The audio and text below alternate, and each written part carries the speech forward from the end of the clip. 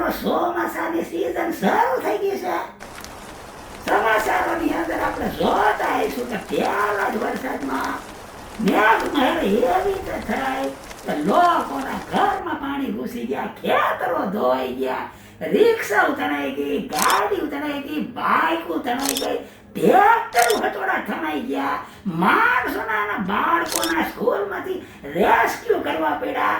Road ઉપર ખાડા છે કે ખાડા ઉપર રોડ છે એ લોકોને સમજાતું નથી.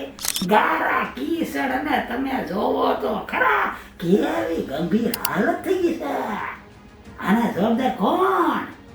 આના જવાબદાર સરકારી તંત્રમાં બેઠેલા લાંસિયા અધિકારીઓ.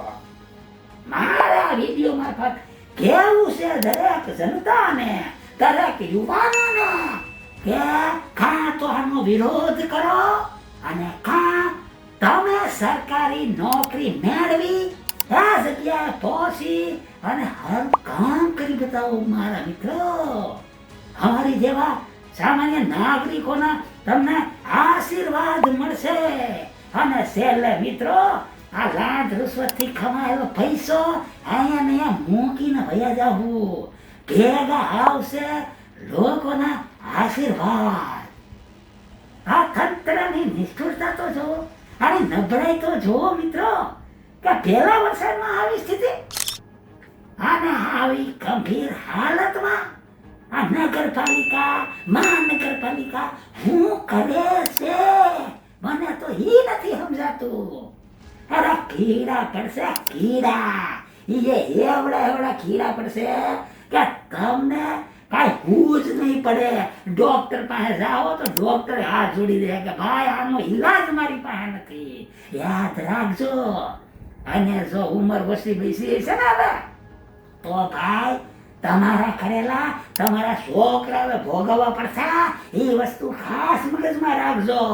અને હજી જો અંદર તમારું હૃદય છે એ જો પીગળતું ના હોય તો ભાઈ આ જિંદગી જીવન લાયક નથી. તમે લોકોની કેટલી દુર્દશા છે એ તમે જાઓ જુઓ, પૂછો તો ખબર પડે.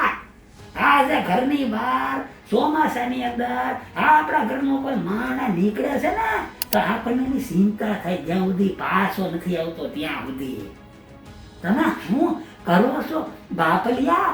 અમારે ટેક્સ ભરીએ છીએ ને એમાંથી તમારું ઘર ચાલે છે, તમારો પગાર એમાંથી થાય છે. અને તમે લોકો પગાર લઈને કામ નથી કરતા, કામચોર લોકો છો તમે. હું આ સમગ્ર ગુજરાતની એવી પ્રજા કે જે તમારા પાપે પીડાય છે ને એના વતી હું આ તમને સાબખા મારું છું. બીજું વધારે કાંઈ કહેવું નથી ભાઈ. કાંઈ સમજો અને અમારી ઉપર દયા કરો, ઉપકાર કરો ભાઈ. જય શ્રી રામ, જય શ્રી રામ. ભગવાન બસાવે તમારાથી તો ભાઈ. જય શ્રી રામ.